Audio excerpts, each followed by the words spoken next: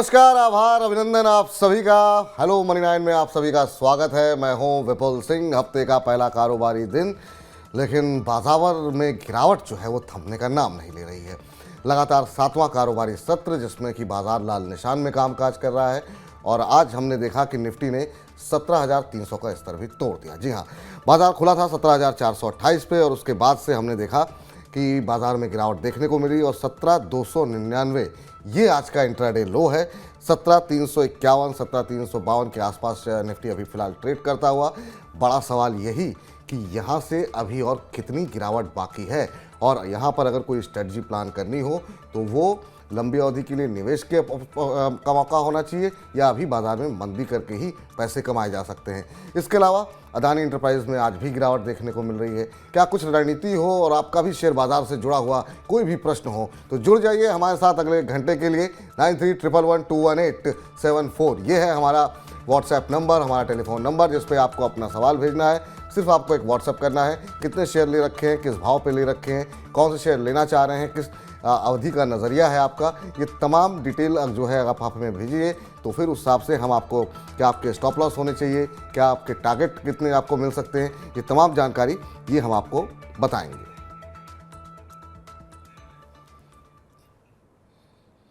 चलिए, सबसे पहले तो स्वागत करते हैं आज के हमारे खास मेहमान का। और आज हमारे साथ मौजूद हैं तकनीकी विशेषज्ञ नितलेश पावस्कर जी। और नितलेश जी ने जो है पिछली बार जब हमारे साथ जुड़े थे तो ये कहा था कि एक हफ्ते के अंदर अंदर 17,200 के भी स्तर दिख सकते हैं और आज 17,300 टूट गया है।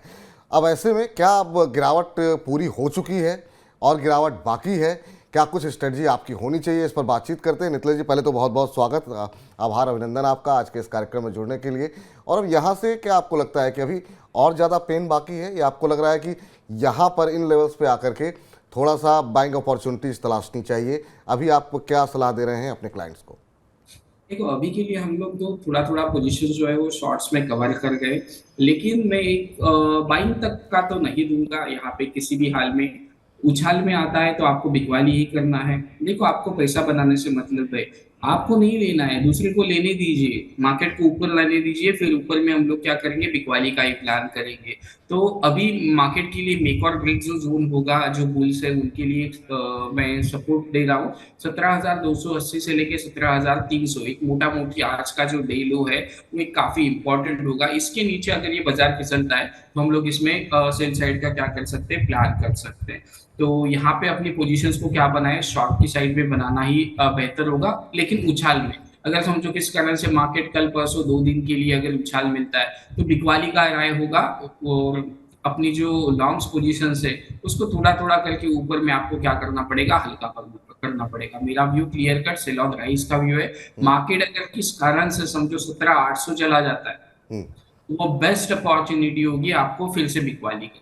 तो अभी आप ये कह रहे हैं कि अगर कोई बाउंस बैक आता है तो वहाँ पे शॉर्ट करें, करंट लेवल्स पे खरीदारी की सलाह नहीं होगी निफ्टी के अंदर? जी सर, ठीक। करंट लेवल पे कोई भी खरीदारी की सलाह नहीं है। आज एक्चुअली मैं सुबह में एक बाय कॉल इनिशिएट किया था, कल ही मेरे क्लाइंट्स को एक लेवल्स अपडेट किया था कि ये लेवल के आसपास आपको शॉर्ट कवर करना है और पोजीशंस लॉन्ग में कन्वर्ट करना है। इंट्राडे पोजीशंस थी, वहां पे कुछ पोजीशंस में हम लोगों ने 50-60 पॉइंट का प्रॉफिट बुक कर लिया और वहां से हम लोगों ने एग्जिट कर दी पोजीशंस। अभी हम लोग देख रहे हैं ऊपर में जैसे मिलता है तो पोजीशंस को करेंगे। अभी जस्ट एक बैंक निफ्टी ट्रेड किया था, उसमें 80 से 100 पॉइंट का एक स्टॉप लॉस हिट हुआ है, तो ये पार्ट ऑफ गेम है क्योंकि ठीक। स्टॉप लॉस बताना काफी इंपॉर्टेंट है। जी जी जी जी। तो अभी क्या बाजार में कोई भी रिस्क ना ले, खासतौर से इंडेक्स के अंदर कोई आप अपॉर्चुनिटी ना ढूंढें। हाँ, अगर शेयर में शॉर्ट कवरिंग देखने को मिलती है निफ्टी के अंदर तो वहाँ पर आपको ऊपर के स्तरों पे शॉर्ट जरूर कर सकते हैं। जय प्रकाश जी हमारे साथ जुड़े हैं, नोएडा से हैं। जय प्रकाश जी नमस्कार। हाँ, नमस्कार जय प्रकाश जी, कहाँ से बोल रहे हैं? मैं नोएडा से बोल रहा हूँ सर, सेक्टर अच्छा, 1 नोएडा। कैसे हैं आप? ठीक है सर, बिल्कुल सर, आपका मैं नियमित रूप से देखता हूँ तो। बहुत बहुत धन्यवाद सर। और आप जैसे जो दर्शक हैं उन्हीं के लिए हम इतनी मेहनत भी करते हैं कि आप लोग देखें और जो सुझाव हों आपके अच्छे वो भी हमें बताते रहें ताकि हम कार्यक्रम को और बेहतर अपने बना सकें। क्या करते हैं सर आप? सर हम एक डिजाइनर हूँ जी जी, कॉन्ट्रैक्ट बेस पर काम करता हूँ। अच्छा अच्छा, बहुत अच्छी बात है सर। आज क्या प्रश्न पूछना चाह रहे हैं सर आप? प्रश्न है कि सर मैं 39 शेयर जी। 318 के भाव से एबी फैशन का लिया हुआ है। किसका? एबी फैशन का? अच्छा अच्छा अच्छा। जी जी, तो अच्छा। वो नीचे हम लेने के बाद नीचे आ गया है सर, क्या करें, रखना है मुझे 2-3 महीने तक। 2-3 महीने? एक तो आपका नज़रिया थोड़ा सा यहाँ पर कम है अब, लेकिन क्या वाकई में आदित्य बिरला फैशन को 2-3 महीने के लिए होल्ड करना चाहिए? जरा हम अपने एक्सपर्ट से पूछ लेते हैं। आपने अपनी खरीद बताई है 336, अब आ गया है 226 पे। आज भी हम देख रहे हैं करीब 1.5% टूटा है, और एक महीने पे अगर चार्ट पे नजर डालें तो काफ़ी तेज़ी से गिरावट आई है। 9% से ज़्यादा की गिरावट यहाँ ऑलरेडी आ चुकी है। अब यहाँ पे कोई एवरेजिंग करनी चाहिए, नहीं करनी चाहिए, ये चलते हैं नीतीश जी से पूछते हैं। नीतीश जी, 2-3 महीने का इनका नज़रिया है, और अभी जो है इनकी खरीद से तो 100 रुपये के आसपास नीचे आ चुका है। 39 शेयर हैं, यानी करीब 4,000 का ही इनको नुकसान हो रहा है। क्या सजेशन रहेगा सर इन लेवल्स पे? देखो, एबीएफआरएल की अगर हम लोग बात करेंगे तो नीचे में एक सपोर्ट है 210 से लेके 190। ये जोन को कैसे रिएक्ट करता है वो आपको देखना पड़ेगा, लेकिन उछाल में मेरा एग्जिट का ही राय होगा। अगर आपको उछाल मिलता है 245 से लेके 250, वहां पे एक बार रिव्यू कर ले, और उसके बाद पोजीशंस को हम लोग क्या करेंगे, डिसाइड करेंगे। लेकिन अभी के लिए छोटा सा एक स्टॉप लॉस मैं देना पसंद करूंगा, 210 रुपए का स्टॉप लॉस, और पोजीशंस को थोड़ा सा क्या करें, होल्ड करें। देखते हैं कुछ बाउंस बैक आता है तो वहां पे पोजीशंस कैसे होती है। देखो, ये जो स्टॉक चलना चालू हुआ था वो जून के आसपास चालू हुआ था, और वन वे मोमेंटम के साथ वो चला गया था, और 350 का हाई लगा के अभी स्टीप डाउनसाइड मोमेंटम दिखा रहा है। तो ऐसे गिरते हुए स्टॉक में कभी भी इन्वेस्ट ना करें। तो अभी के लिए 210 के स्टॉप लॉस के साथ बने रह सकते पोजीशंस में। चलिए, तो अभी जो है जो स्टॉप लॉस आपको बताया गया है उसके साथ अभी आप बने रहें, ये आपके लिए सलाह निकल कर के आ रही है। इस बीच काफ़ी सारी टिप्पणियां जो है यूट्यूब के माध्यम से जो लोग जुड़ रहे हैं वो भी जो है कर रहे हैं। यहाँ पर रवि जी कह रहे हैं कि good afternoon, very good afternoon sir, और ये कह रहे हैं कि ये प्रोग्राम बहुत अच्छा लगता है, मुझे बेसब्री से इंतज़ार रहता है। रविशंकर जी, हमको भी आप जैसे दर्शकों का इंतज़ार रहता है कि आप लोग अपना समय देते हैं, और उम्मीद ये करते हैं कि आपको बढ़िया रिसर्च और बढ़िया जानकारी आप तक हम पहुँचा पाएँ। इस बीच और भी बाकी जो सवाल आ रहे हैं उसको अब हम कार्यक्रम में धीरे धीरे सम्मिलित करेंगे, लेकिन जयश्री जी हमारे साथ जुड़ गई हैं अपना प्रश्न लेकर के। जयश्री जी नमस्कार। नमस्ते सर। नमस्ते मैम, कैसी हैं आप? बस बहुत बढ़िया सर। चलिए, आप ऐसे ही बढ़िया रहिए, यही हम सबकी दुआएं हैं। बताइए मैम, क्या प्रश्न पूछना चाह रही हैं आज आप? कहाँ से बोल रही हैं? इंदौर से ना? इंदौर से सर। जी जी, बहुत अच्छी सर बात है। मेरे पास ध्रुव कंसल्टेंसी के शेयर्स हैं जी। 51 रुपए पे, और ये ध्रुव सिद्धि का कंसल्टेंसी, कोर्स। ध्रुव हाँ जी। कंसल्टेंसी के शेयर किसके कहने पे लिए मैम आपने? सर मैंने स्टडी की थी, मेरे को लगा अच्छा है, रोड की पे कंस्ट्रक्शन का काम है तो अच्छा जाएगा, यही सोच के लिया था। जी जी जी, लेकिन एक बार देखिए, बाजार खाली आपने मुझे नहीं पता कैसे रिसर्च की, एक बार ये भी देख लेते कि इस शेयर में वॉल्यूम है कि नहीं है। अब टोटल इसका 2 वीक एवरेज वॉल्यूम बीएससी पर 4,000 शेयरों का है, और मान लीजिए आप यहाँ से निकलना भी चाहें तो कई बार ऐसा हो सकता है कि आपको बायर ना मिले, आप निकलने में दिक्कत हो, तो लिक्विड काउंटर में अगर पैसे लगाएंगी तो आप अपनी मर्जी के हिसाब से मूव कर पाएंगी। अब आपने 51 पे लिए हैं ना? हाँ जी हाँ जी। कितने समय तक होल्ड कर सकती हैं इसे आप? मैं कर सकती हूँ सर। अच्छा, अभी तो खैर मैम आपकी खरीद से तो ऊपर है, 2-3 रुपए आपको यहाँ पे प्रॉफिट ही हो रहा है। लेकिन क्या आपको स्टॉप लॉस रखनी चाहिए, क्या टारगेट होनी चाहिए, उस शेयर में बने रहना चाहिए भी कि नहीं बने रहना चाहिए, ये जरा हम इस पर राय ले लेते हैं नितलेश जी की। नितलेश जी, ध्रुव कंसल्टेंसी के शेयर इन्होंने लिए हुए हैं और इनकी खरीद का भाव 51 है। आज हम देख रहे हैं लगभग फ्लैट ट्रेड करता हुआ 10 पैसे नीचे है, 54 रुपये 65 पैसे के आसपास शेयर ट्रेड कर रहा है। क्या सजेस्ट करेंगे आप इनको? देखो, एक ही मैं चीज सजेस्ट करूंगा कि आपने जो खरीद लिया है स्टॉक को, तो एटलीस्ट कॉस्ट के आसपास का आप स्टॉप लॉस लगाना। 51 का बाइंग है, 50 रुपीज के आसपास स्टॉप लॉस लगाना। टेक्निकल स्ट्रक्चर यहाँ कुछ भी अच्छा नहीं लग रहा है। देखो, एक बीच में स्पाइक आया था, 65 रुपीज तक ये स्टॉक चला गया था, तो ये लोगों को ब्रेकआउट के आसपास दिखाएगा। तो आप 50 रुपीज का ट्रेलिंग बेसिस का स्टॉप लॉस लगा लो, या फिर अगर आपको रखना ही है और जो पैनिक लो लगा था 46-47 के आसपास का, तो आप वो स्टॉप लॉस भी रख सकते हो। तो अदरवाइज देखो, मेरा तो इस काउंटर में एग्जिट का ही व्यू होगा, क्योंकि ऐसे काउंटर में मैं ज्यादा मेरे क्लाइंट्स को भी रिकमेंड नहीं करता हूँ, क्योंकि देखो पैसा जो होता है वो सोच समझ के लगाना चाहिए। देखो, मैं अगर होता तो ये काउंटर में नहीं लगाता पैसा, तो उस हिसाब से आपको क्या करना पड़ेगा, अभी लिया है आपने तो एटलीस्ट 50 रुपीज का स्टॉप लॉस जरूर। 50 रुपये के एक स्टॉप लॉस के साथ आप होल्ड कर सकती हैं, ये आपके लिए सलाह है। या अब इस बीच यूट्यूब के माध्यम से जो दर्शक जुड़ रहे हैं उन पर जो है प्रश्न जो है डिस्कस कर लेते हैं। रवि रतन माहेश्वरी जी ने प्रश्न भेजा है, और ये रिलायंस पर जानना चाह रहे हैं राय आपकी, और ये कह रहे हैं कि रिलायंस में मैं खरीदारी करना चाहता हूँ, किन लेवल पे एंट्री करनी चाहिए, रिलायंस का बाय लेवल कौन सा सही रहेगा, तो किन लेवल्स पे एंट्री करनी चाहिए। और रिलायंस जैसे कंपनी में बहुत सारे लोगों के सवाल ऑलरेडी रहते हैं, तो हम चाहते हैं एक साथ ही अगर आप उत्तर दे सकें कि अभी एंट्री करनी चाहिए तो किन लेवल्स पे करनी चाहिए, और क्या कुछ टारगेट आप देख रहे हैं। देखो, एंट्री का जो मैं प्लान कर रहा हूँ रिलायंस में 1800 से लेके 1900 के आसपास का एंट्री आप प्लान कर लेना। देखो, ठीक है, मैं यहाँ से 400 पॉइंट नीचे की बात कर रहा हूँ। 400 पॉइंट ज्यादा नहीं होते, 20% होता है। ओके। और आपने देखा होगा कि टॉप से कैसे स्टॉक गिर रहे हैं, तो 15-20%, और इसमें अगर डाउनसाइड मोमेंटम देखने को मिलता है तो धीरे धीरे करके इसमें क्या कर सकते हो, आप एक्यूमुलेशन स्टार्ट कर सकते हो। तो रिलायंस इंडस्ट्रीज पे आपके लिए सलाह ये है कि 1800-1900 के आसपास एंट्री कर सकते हैं, थोड़ा अभी इंतजार कीजिए, ऊपरी स्तरों से थोड़ा और हल्का हो जाए शेयर, उसके बाद आप एंट्री कर सकते हैं। रवि माहेश्वरी जी, आपके लिए फिलहाल ये सलाह है। इसके अलावा अगले दर्शक जिनका प्रश्न हमें यूट्यूब के माध्यम से आया है वो है रोहन जी का, और रोहन जी कह रहे हैं कि इन्होंने टाटा पावर के शेयर लिए हुए हैं, 2025 के भाव पर इन्होंने लिए हैं, और ये जानना ये चाह रहे हैं कि इनका नज़रिया 2028 तक का है, यानी करीब 4-5 साल तक ये टाटा पावर के शेयर होल्ड कर सकते हैं। अभी इनके पास करीब 20 शेयर के आसपास हैं, और जानना ही चाह रहे हैं कि क्या ये इनकी रणनीति जो है वो सही रहेगी। 225 की इनकी खरीद है, अभी इनकी खरीद से करीब 27 रुपये नीचे है, 198 पे ट्रेड कर रहा है, 2% नीचे टाटा पावर का शेयर, लेकिन व्यू काफ़ी लंबा है, 5 साल का नज़रिया है। ओवरऑल पावर सेक्टर पे आपकी राय, और पावर सेक्टर में आपके पसंदीदा शेयर कौन से हैं, और टाटा पावर पे आपका व्यू। देखो, टाटा पावर में मैंने क्लाइंट्स को कहा है कि इसमें बिकवाली कर सकते, 207 208 का भाव तक था उस समय पे। तो अभी 2028, ओके, ये तो 5 साल और लंबी अवधि का आप देख रहे हो। तो अगर आप किसी फंडामेंटल एक्सपर्ट से पूछोगे तो वो आपको शायद मेरे से बेहतर बता सकते हैं, क्योंकि देखो, मैं टेक्निकल एनालिस्ट हूँ और मेरा जो ये है, मैं ज्यादा नहीं, मैं 7% से 12% का मूव ही कैच कर सकता हूँ, या फिर मैक्स अगर मैं मूव कैच कर पाता हूँ तो 40% रिटर्न का। क्योंकि इससे ज्यादा मेरा जो स्टडी है उस मार्केट के ऊपर नहीं है, मैं फंडामेंटल्स नहीं देखता हूँ। तो इस वजह से अभी मैं टेक्निकल्स जो देख रहा हूँ उसमें अगर आप देखोगे, ऊपर से एक ट्रेंड लाइन को ड्रॉ कर लेना, 207 से लेके 211 एक इंपॉर्टेंट रेजिस्टेंस है। इसके ऊपर अगर ये निकलता है, ओके, तो आप इसमें क्वांटिटी ऐड कर देना, फिर आपको एक अच्छा खासा भाव मिलेगा 240 तक का। तो 207 से लेके 200 ऊपर में अगर 211 ये निकलता है तो 240 का भाव आप रख सकते हो, लेकिन ये 207 पार होना अभी के लिए थोड़ा सा मुश्किल लग रहा है।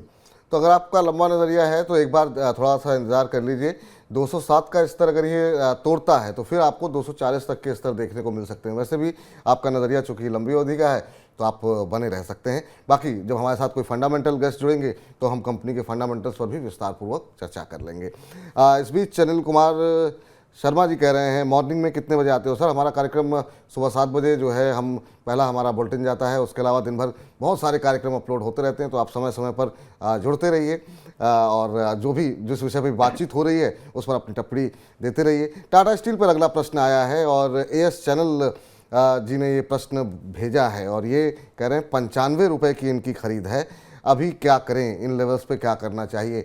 100 के नीचे की खरीद है सर, क्या आपको टाटा स्टील अच्छा लग रहा है इन लेवल्स पे? और बहुत सारे सवाल इस तरह के आते हैं क्योंकि मेटल की काफ़ी पिटाई हो रही है, और आज खासतौर से हम देख रहे हैं मेटल इंडेक्स करीब 3% के आसपास टूटा हुआ है।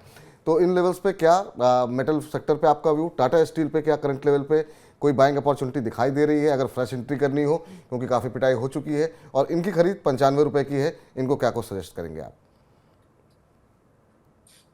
देखो, टाटा स्टील की अगर हम लोग बात करेंगे तो टाटा स्टील में एक जो स्ट्रक्चरल डैमेज हुआ था वो अभी भी डैमेज है और कंटिन्यूसली गिरते जा रहा है। आपका 95 रुपीज का एक बाइंग है, तो मैं यहाँ पे नीचे की साइड में जो गैप बना था उस गैप को फिल किया है। तो आज का जो डे लो है, क्योंकि 105 का और 2 रुपए का बफर लेते तो 103 रुपए के स्टॉप लॉस के साथ आप पोजीशंस को क्या कर देना, होल्ड कर देना इसमें। अदरवाइज मेटल के ऊपर मेरा जो व्यू है वो निगेटिव है। जी, चलिए अमरनाथ पांडे जी से जरा बातचीत कर लेते हैं। पांडे जी नमस्कार। नमस्कार सर। कहाँ से बोल रहे हैं सर? सर दिल्ली से बोल रहा हूँ। दिल्ली से? जी सर। अच्छा, क्या करते हैं सर आप? सर जॉब करता हूँ। जॉब करते हैं, अच्छी बात है। क्या आप प्रश्न पूछना चाह रहे हैं सर, और क्या नज़रिया है आपका? सर GMR पावर पे पूछना चाहता था सर, 22 की परचेजिंग है सर। अभी तो 18 कब लिया आपने 50 पे किस है रेट पे? सर। ये लिया था 1 साल हो गए सर। 1 साल हो गए। 22 रुपए की खरीद है आपकी, सर और कितने समय तक होल्ड कर सकते हैं सर आप इसे? सर 6 महीने तक और था सर। 6 महीने और दे सकते हैं, लेकिन पहले जी, जरा जी, पूछ जी। लेते हैं कि ये 6 महीने रुकना यहाँ पर सही रहेगा अभी कि नहीं, क्योंकि 6 महीनों में अगर हम देखें पिछले 6 महीने तो अच्छी खासी पिटाई हुई है, 30 से ऊपर ये शेयर ट्रेड कर रहा था, पिटते पिटते 18 रुपये पे आ गया है। और क्या वाकई में ज़्यादा पेन बचा हुआ है क्या? नितलेश जी, इनकी खरीद 22 रुपये की है अभी, जो है 1800 शेयर, हालांकि क्वांटिटी इन्होंने ले रखी है ठीक ठाक, लेकिन ये है कि 4 रुपये का अभी उन्हें नुकसान हो रहा है। क्या आगे चल कर के ये नुकसान बढ़ सकता है, या आपको लगता है कि नहीं एक बाउंस बैक यहाँ पर देखने को मिल सकता है? GMR इंफ्रा पे आपकी क्या राय है? GMR देखो, पावर ये पे जी। डॉक्टर ये जो स्टॉक है वो 16 से लेके 18 का एक बेस बना रहा है, तो जब ये 16 के नीचे क्लोज देगा तो आप पोजीशंस को एग्जिट करना। तो 16 रुपये आपके लिए एक लास्ट होप है, तो यहाँ पे आप पोजीशंस को होल्ड कर सकते हो। 16 रुपये का स्ट्रिक्टली आपको स्टॉप लॉस मेंटेन करना पड़ेगा। स्ट्रक्चर की बात करें तो स्ट्रक्चर वीक है, लेकिन थोड़ा सा बेस फॉर्मेशन का भी लग रहा है, तो 16 रुपये के स्टॉप लॉस के साथ अपनी पोजीशंस को क्या करें, होल्ड करें। जी, तो 16 रुपये के स्टॉप लॉस लगा लीजिए, उससे नीचे जाता है तो निकल जाइए सर, कहीं ज़्यादा नुकसान हो उससे बेहतर ये है कि एक स्टॉप लॉस लगा लीजिए, क्योंकि अभी आप होल्ड कर सकते हैं, तो 2 रुपये नीचे एक स्टॉप लॉस लगा लीजिए मौजूदा भाव से। अब वीना यादव जी ने भी अपना प्रश्न हमें यूट्यूब के माध्यम से भेजा है, और वीना जी कह रही हैं कि उन्होंने पतंजलि फूड के शेयर ले रखे हैं, 100 शेयर ले रखे हैं, और 650 के भाव पर इन्होंने खरीदारी की है। इसमें आगे क्या करें ये जानना चाह रही हैं। पतंजलि फूड्स पे अगर हम देखें तो इनकी खरीद जो है 650 की है, अभी 900 के आसपास शेयर ट्रेड कर रहा है। तो वीना जी, आपको तो मतलब जो है अच्छी बात है कि इतनी गिरते हुए बाजार में बहुत कम लोग ऐसे हैं जो अपने प्रश्न पूछ रहे हैं, और वो भी मुनाफे में आने के बाद, तो आप अच्छे खासे प्रॉफिट में हैं। हालांकि ये बात सही है, इस शेयर में भी पिटाई काफ़ी ज़्यादा हुई है, 1400-1500 से शेयर जो है अब 850 के आसपास आ गया है। तो आपको क्या करना चाहिए ये हम जरा पूछ लेते हैं। अभी 900 के आसपास चल रहा है सर, 897 मौजूदा भाव चल रहा है, 650 की इनकी खरीद है। अब इनका नज़रिया क्या है मुझे नहीं पता, लेकिन अगर हम मान के चलें कि इन्होंने काफ़ी पहले ख़रीदा है और अभी ये कम से कम 6-8 महीने और होल्ड कर सकती हैं, तो क्या नज़रिया निकल करके आ रहा है? नजरिया तो मुझे लग रहा है कि आपको प्रॉफिट बुक कर लेना चाहिए, एटलीस्ट 50% तो प्रॉफिट बुक कर लो, और उसके बाद जो होगा वो देखा जाएगा। क्योंकि ये मार्केट जो गिरने वाला है ना, ओके, मुझे लग रहा है कि काफी मतलब हम लोग अभी तक नहीं इसमें ये दिमाग में नहीं आया अभी तक अपने कि ये गिरेगा, लेकिन ये जब गिरना चालू कर देगा ना तो काफी और पेन दे सकता है मार्केट। मैंने जनवरी मंथ में भी कहा था कि 15-20% गिरना है मार्केट को जी एटलीस्ट करेक्शन के लिए, तब आप पोजीशंस को ऐड कर सकते हो। तो वहां पे आप अच्छी क्वालिटी के स्टॉक ले सकते हो, तो 50% बुक कर लो। देखो मार्केट में अभी क्या करना चाहिए, जो मिल रहा है उसको लेके निकल जाओ, ओके, बाद में देखेंगे। अभी ऐसा माहौल है कि प्रॉफिट में बहुत लोग कम हैं और लॉसेस में ज्यादा लोग हैं, तो इस वजह से मैं कहना चाहूंगा एटलीस्ट 50% का प्रॉफिट बुक कर लेना चाहिए इनको। तो वीना जी, बहुत कम लोग हैं जो प्रॉफिट में हैं, और बाज़ार अभी भी ऐसे संकेत नहीं दे रहा है कि बहुत तेज़ी के साथ कोई रिकवरी आएगी। ऐसे में अगर आप प्रॉफिट में हैं तो प्रॉफिट बुक कर लीजिए 50% एटलीस्ट, ताकि आपकी जो लागत है वो कम से कम सुरक्षित हो जाए। बाकी पैसे आप अपने नज़रिए के हिसाब से आप देख सकती हैं क्या करना है आपको। चलिए, अनूप सिंह जी ने हमें प्रश्न भेजा है यूट्यूब के माध्यम से, और अनूप जी का प्रश्न है राम रतन वायर्स के ऊपर, मेरे ख्याल से शायद इनका प्रश्न है, और 204 रुपये की इनकी खरीद है। अभी हम देख रहे हैं कि 150 के आसपास आ चुका है, तो ये भी अच्छे खासे नुकसान में है। पर शेयर इन्हें करीब करीब अगर हम देखें तो 50-52 रुपये के आसपास का नुकसान हो रहा है। और इन्होंने बिल्कुल पीक पे लिया है, मतलब 230 के आसपास पिछले 6 महीने के पहले अगर की बात करें तो वहाँ पे ट्रेड कर रहा था, और उसी के इर्द गिर्द इनकी खरीद है। और वहाँ जब चला था शेयर तो भी बहुत तेज़ी से चला है, और ऊपरी स्तरों से हल्का भी अब हो चुका है। अब चूंकि इन्होंने पीक पर लिया हुआ है, तो आपकी क्या सलाह रहेगी, इन्हें क्या करना चाहिए? 150 के आसपास अभी आ चुका है सर। देखो एक चीज 140 से लेके 130 एक बेस बनाया था और उसके बाद उसने ब्रेकआउट दिया था, तो उसी जोन को अभी क्या कर रहा है, वो रिस्पेक्ट लेने की कोशिश करेगा। इतना रुके हो तो शायद एक और चांस देखो 130 रुपीज के आसपास आता है क्या मार्केट, या फिर उसको एज अ स्टॉप लॉस की तरह ले लो। लेकिन जब ये काउंटर 167 को ब्रेकआउट करेगा तो एक मोमेंटम आ सकता है। देखो आपको, ठीक है आप लंबी अवधि के निवेशों को जो भी कुछ है, लेकिन आपको मैक्स पेन आपको देखना पड़ेगा कि मैं कितना लॉस इसमें बियर कर सकता हूँ। अगर मुझे मालूम है कि आपने अगर समझो 300 250 के आसपास लिया होगा, तो एटलीस्ट आप 20-25 परसेंट का स्टॉप लॉस तो जरूर लगाना। तो अभी के लिए आप 130 रुपीज के स्टॉप लॉस के साथ बने रह सकते हो और जी। पोजीशंस को आप ऊपर में देख सकते हो। देखो लास्ट टाइम भी हम लोगों ने हिंडाल्को के बारे में बोला था, वो क्लाइंट 20 रुपए कुछ प्रॉफिट में थे, उनको बोला था कि एटलीस्ट आप कॉस्ट का स्टॉप लॉस करो या फिर निकल जाओ पोजीशन से। और नीचे एक कमेंट था, ओके मैं पढ़ रहा था वो कमेंट को भी, और बोल जी। रही थी क्या एनालिस्ट है। ओके मैं ओपनली बोल रहा हूँ अभी, क्योंकि वहां पे उन्होंने कमेंट किया तो आज हिंडाल्को की हालत देख लेना, 400 रुपए के आसपास खड़ा है।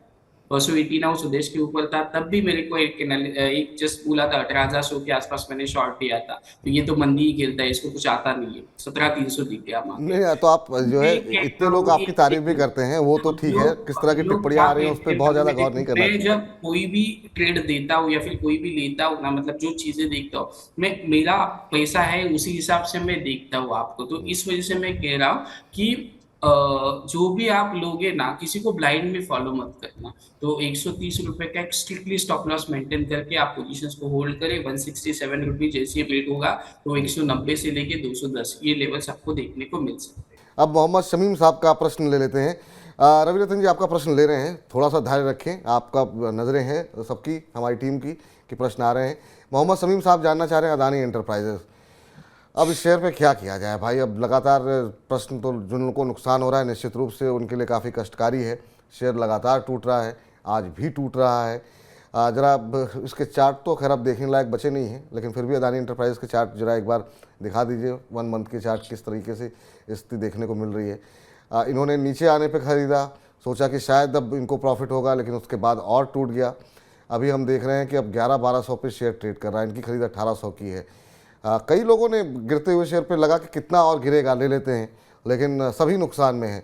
आपकी क्या राय है अदानी शेयरों को लेकर के, और जो लोग फंसे हुए हैं बुरी तरीके से उनके लिए क्या स्ट्रेटजी होनी चाहिए, कहाँ पे निकलें, किस लेवल पे निकलें, कैसे निकलें, क्या सारे लॉस बुक कर लें? देखो लास्ट शो में जब अडानी चल रहा था 2000 के आसपास, तब भी मैंने कहा था उछाल में एग्जिट करो, लेकिन किसी ने एग्जिट नहीं किया होगा, क्योंकि सबको लगता है कि और कितना गिरेगा ये काउंटर, तो तभी मार्केट गिरना क्या होता है, चालू कर देता है। तो अभी जिनको फ्रेश बाय करना है उनके लिए मैं एक एडवाइस देता हूँ। देखो रिसेंट लो क्या है, 1000 के आसपास का उसने रिसेंट लो लगाया है। अगर उसको ब्रेक करता है मार्केट, मैं फिर से रिपीट करता हूँ, अगर उसको ब्रेक करता है तो 90% जो रिटेल ट्रेडर है उनका ये होप्स वाला गेम होगा। ओके, और वो ब्रेक करने के बाद अगर फिर से 1000 रुपए के ऊपर क्रॉस कर देता है तो आपको पोजीशन बनानी है कम क्वांटिटी में, जो रिसेंट होगा उस स्टॉप लॉस के साथ। इसको हम लोग कहते हैं कि ट्रैपिंग। जो सबको दिखता है वो बड़े प्लेयर को भी दिखता है, तो अभी सबको क्या दिख रहा है कि रिसेंट लो कितना है, 1000 रुपए का, इस तक हम लोग झेल सकते हैं। इसके नीचे जाएगा तो पोजीशंस क्या हो सकती है, बहुत सारे लोग वाइंड अप कर देंगे पोजीशंस को, और जो जिसको लेना होगा अगर स्टॉक में कुछ अच्छा है तो वहां पे पोजीशंस क्या की जा सकती है, बनाई जा सकती है कम क्वांटिटी के साथ। अच्छा सर, ये तो चलिए आपने यहाँ पर बता दिया कि ठीक है, मतलब कि एक 1000 रुपये जो जो वहाँ तक जो है कि स्टॉप लॉस रख लेना चाहिए, लेकिन आपसे ही जानना चाहेंगे, ये तो अदानी इंटरप्राइज की बात रही, ओवरऑल अदानी ग्रुप के बाकी शेयरों पे क्या आपका व्यू है? क्योंकि अदानी पोर्ट पे सवाल आ रहे हैं, अदानी पावर पे सवाल आ रहे हैं, अदानी की जो बाकी अदानी विलमार पे सवाल आ रहे हैं। तो लोग दो तरह के लोग हैं, एक वो लोग हैं जो ट्रैप में फंसे हुए हैं, एक वो लोग हैं जिनको लगता है कि अगर मुझे एंट्री लेनी है तो कहाँ लेनी है। और पिछली बार भी इस तरह के सवाल आ रहे थे, आज भी कई सारे सवाल हैं। तो मैं चाहूँगा कि अगर आप एक बार में उत्तर दे दें तो मतलब हमारे तमाम जो निवेशक और ट्रेडर हैं अदानी ग्रुप के, उनको जो है थोड़ी स्पष्टता हो जाएगी। देखो एक ही व्यू मेरा जो है वो क्लियर व्यू है, अडानी ग्रुप में जाना ही होगा तो अंबुजा सीमेंट को आप देख सकते हो, या फिर अडानी पोर्ट को, अगर आपको रखना ही है कुछ पोजीशंस। तो बाकी के जो काउंटर है वो लॉटरी की तरह ले सकते हो।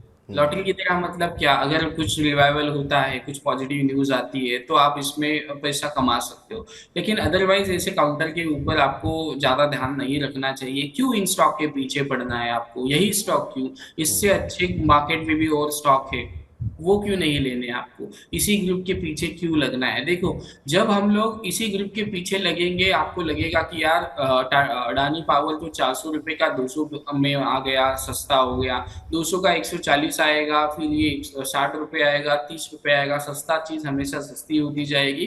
तो आपको एक चीज मैं कहूंगा कि ऐसे स्टॉक्स में ना आए। अगर आपको फिर भी अडानी में ही इन्वेस्ट करना है तो आप अडानी पोर्ट और अंबुजा सीमेंट, ये दो स्टॉक में आ सकते हो। देखो, ग्रुप में खराबी है नहीं है वो बात की बात है, क्या हुआ प्रॉब्लम, देखो जिसको शॉर्ट करना था उसने शॉर्ट कर लिया, रिटेल इसमें फंस चुका है। बिल्कुल। ओके, तो इस वजह से हमें अपने पैसे को देखना चाहिए। देखो, हिंडनबर्ग रिसर्च फर्म सही है या फिर अडानी ग्रुप सही है, उस वो बाद में चलता रहेगा। जैसे रसिया यूक्रेन वाला जो चीज थे ना, अभी लोग उसको भूल गए, वैसे ही धीरे धीरे करके अडानी और हिंडनबर्ग को लोग भूल जाएंगे और फिर से अपनी दिशा में चलते रहेंगे। तो आपको देखना पड़ेगा, आपको इसमें अटक के रहना है या फिर नए स्टॉक में इन्वेस्ट करके नई इनिंग आपको स्टार्ट करनी है। तो सीधा सीधा क्लियर व्यू है कि अगर बहुत सारे कंपनियां हैं, बहुत सारी चीज़ें हैं, बहुत सारी अपॉर्चुनिटीज़ है मार्केट के अंदर लॉन्ग करने की, शॉर्ट करने की, तो अदानी ग्रुप ही क्यों, आप दूरी बना करके रखिए। हाँ, उनके लिए थोड़ी समस्या ज़रूर होगी, जो लोग फंसे हुए हैं तो उनके लिए फ़िलहाल अभी धैर्य रखने के अलावा ज़्यादा विकल्प है नहीं। जो लोग कम नुकसान में हो वो निकल जाएं, अभी दोबारा फिर कभी मौका मिलेगा दोबारा आप एंट्री कर लीजिएगा। चलिए, तो अब कार्यक्रम को समेटने का वक्त हो गया है, 3 बज चुके हैं। 1 घंटे में हमने अपनी तरफ से भरसक प्रयास किया कि सारे प्रश्नों के उत्तर दिए जाएं। कुछ प्रश्नों के उत्तर नहीं दिए जा पाए हैं, वो शुक्रवार को फिर से शेयर बाजार में बातचीत होगी तो हम निश्चित रूप से आपके प्रश्नों को शामिल करेंगे। नितिलेश जी, कोई डिस्क्लोजर आपकी तरफ से चलते चलते? नहीं, जो भी कुछ काउंटर्स मैंने सजेस्ट किए उसमें क्लाइंट्स का पोजीशंस है, मेरा पर्सनल कोई भी होल्डिंग नहीं है, तो पोजीशंस को मैंने क्लाइंट्स के साथ ऑलरेडी डिस्कस किया है। चलिए, बहुत बहुत शुक्रिया, बहुत बहुत धन्यवाद नितिलेश जी, अपना महत्वपूर्ण समय देने के लिए, आज की इस चर्चा में जुड़ने के लिए। अभी बाज़ार में और कितनी गिरावट बाकी है और बाज़ार में अभी डरना ज़रूरी है, ये समझाने, ये बताने के लिए। लेकिन बाज़ार एक तरफ है, लेकिन टेंशन कहीं ना कहीं पेंशन की भी होती रहती है कि एक उम्र के बाद पेंशन किस तरीके से बनेगी। तो ईपीएफ को लेकर के, ईपीएफ 97 का रूल क्या कहता है, किसको पुरानी पेंशन स्कीम के तहत मिलेगा, नई पेंशन स्कीम का लाभ किसको मिलेगा, बजट के बाद क्या कुछ स्वरूप बदलेगा, इन तमाम विषयों को समेटने के लिए कल 2 से 3 के बीच में प्रियंका संभव जी करेंगे आप लोगों से बातचीत। 9311218774 पे आप भी ईपीएफ से जुड़ा हुआ आपका कोई प्रश्न है तो हमें भेजिए और सवाल विस्तार से भेजिएगा, ताकि कल के जो हमारे मेहमान रहेंगे वो आपको आपकी पेंशन के बारे में, आपके भविष्य के बारे में आप विस्तार पूर्वक जो है वो चर्चा कर सकें। तो अपना सवाल विस्तार से भेजिए और बने रहिए लगातार मनी 9 के साथ।